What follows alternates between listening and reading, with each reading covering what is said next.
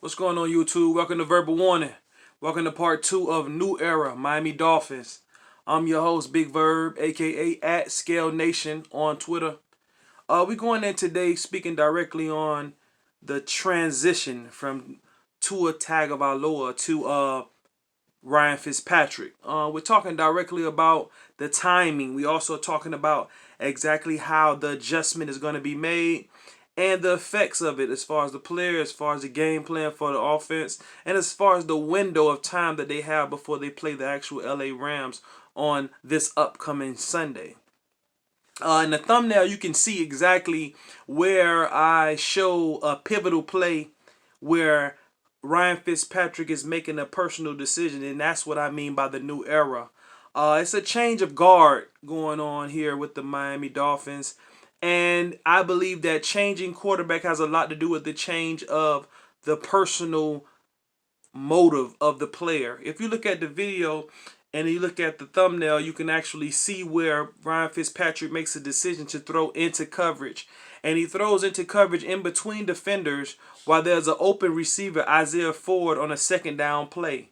Now, with that decision making being the way of the Dolphins previously, changing quarterback only starts the beginning of a new era and the change of mind.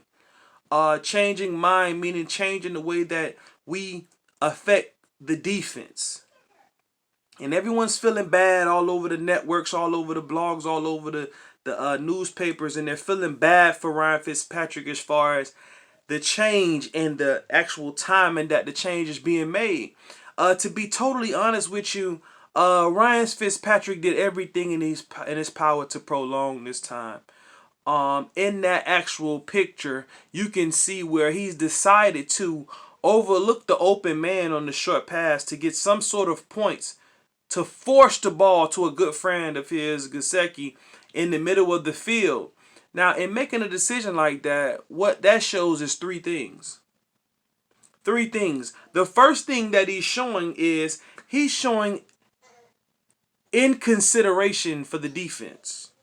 Now, that's the most important thing to me. If you're showing in consideration for the defense, what you're saying is you guys have a shutout, but hey, this is the NFL.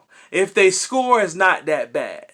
And what I'm seeing as an onlooker onto the game, I'm seeing that the defense has done everything in its power to keep the Jets, which was the opponent, to 0 points at that particular time. Now, in doing that, you're allowing the defense and the offense to both proceed with stretching the lead, and that was his job. His job was to get them down the field, to get a field goal, or to get 6 points. In making the decision to throw a jeopardized pass to the Jets, he allowed the defense to have to come back onto the field.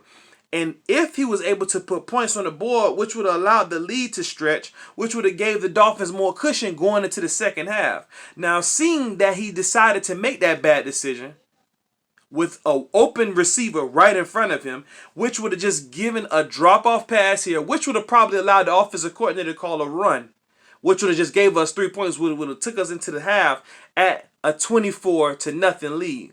Now, making a decision to throw the interception on second down totally eliminates the possibility of the offensive coordinator controlling the fact that they could get 3 points out of the drive or get any points at all. So throwing that interception on second down is the very most important part of that play. Now, I mean, me showing visuals of it or breaking it down, it is not needed. Just seeing the video, just seeing the picture shows you that he decided to throw that interception in between coverage when there were open guys underneath on a second down play where you had timeouts and you also had more play and more time. Now, to make plays like that, that's the old regime of the Miami Dolphins. I believe that they're changing regime, and I believe they're changing the mindset of the players. To switch over at this particular time, there is no better time. Seeing that they're 3-3, the defense is playing at an exceptional level. Van Noy's coming back off injury. They're coming back off a bye week. It's a tough opponent. Playing that with this tough opponent will prepare you for the opponents that aren't as tough as LA Rams, which will next be the Chargers or the Arizona Cardinals and so on and so forth. So playing against a tough defense will prepare you and will set your bar real high, speaking of Tua, and allow him to contribute and allow him to play at a high level So seeing that Fitzpatrick has made a decision like that, I'm it's furthering my respect for Ryan Flores. It's furthering my respect for Chris Greer. It's furthering my respect for everybody in the front office. And the reason why it's furthering my respect is because if you see players making decisions like this, and it trickles down, because thinking as a defensive player, Bobby McCain, Xavier Howard, Byron Jones, all the players that are contributing on the defensive side of the ball, and they're continuing to keep this team out of the end zone, keeping this team off the board, and you have a quarterback that's consciously making decisions to throw into coverage, constantly making decisions to bring the defense back on the field. Why would you want to continue to give 100% in practice? Why would you continue to get better? Why would you continue to play up to the level? Why when you go out against a team like the LA Rams and their defense is smacking and your defense is smacking and it's zip zip, and then you have quarterbacks making decisions like that, which will make you feel like all your work is just running up against the wall. So you're feeling like as if their defense, their offense doesn't have my back. So you make a decision while you're 3-3, not for 2021, not for 2022, not for the furthering of the franchise, but you make that decision so that your defense continue to stay motivated, continues to understand that the coaching staff is not watching film and turning their head. Now, in the Dolphins franchise previously, we have had coaches that have seen things like this, seen quarterbacks that have made just incompetent decisions, or seeing players make decisions that have not been beneficial to their teammates. Plays that they'll make that they wouldn't look over to their teammate and say, I made that decision for a personal reason, or I let you down. We hadn't had players that were able to say things like that, but were making plays like this. So for Ryan Fitzpatrick to stand in an interview and say that his heart is heavy,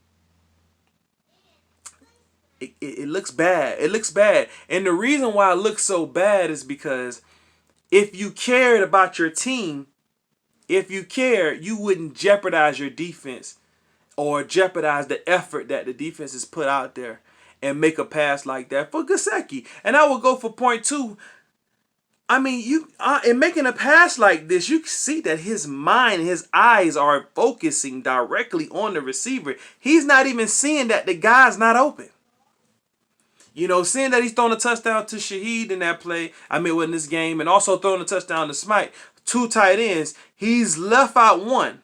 So to force a pass to the other one leaves opportunity for question. Now, if you're leaving opportunity for question, you're saying, okay, he's throwing it to the third tight end, Mike Gesicki, which is a close friend of his. This has been overly exposed in the media.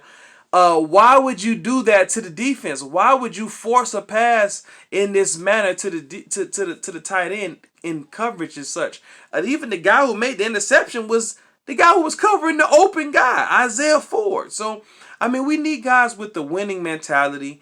The Dolphins, if they want to go forward, they want a quarterback that really is just focuses on the dub. And I think in that play specifically going into the half, I kind of think that my main point, and you might say I'm wrong. If you feel like I'm wrong, leave it in the comment section. Let me know exactly how you feel. I feel like he was really, in his heart, trying to keep the lead down. Now, I know that's a big assumption, and that's what we do on Verbal One. And I'm a big verb, and I'm telling you, I'm going to the moon with my assumptions. I personally feel like he was okay with the Jets scoring. Now, he's not thinking that the defense is strictly trying to keep the shutout going or strictly trying to keep this team at bay. He was thinking that him in his heart was okay with not making the lead too large because he didn't want Tua to have time. Now, the opportunity has presented itself. No matter how many different ways he's tried to defer the opportunity or how many different ways he's done, just like any other gentleman trying to keep himself on the field. And I can't knock him for that. But I'm going to tell you the honest to God truth. In this position, after scoring that 24th point in the second half, the Dolphins were not able to score again. Now, you can tell me that Fitzpatrick didn't have the opportunity to score. The Jets defense just automatically became one of the best defenses in the league and stopped one of the top 3 scoring offenses in the NFL. Do your research. You're telling me that Fitzpatrick was not able to score anymore. And if that's the case, that Adam Gase's defense made the adjustments necessary to shut the Dolphins out in the second half, then hey, who am I to judge? But I'm going to tell you straight up and straightforward that if the Miami Dolphins were not able to score in the second half, only 3 points, and in that 2-minute drive that Ryan Fitzpatrick was just totally outsmarted by the defense, I'll take that as well.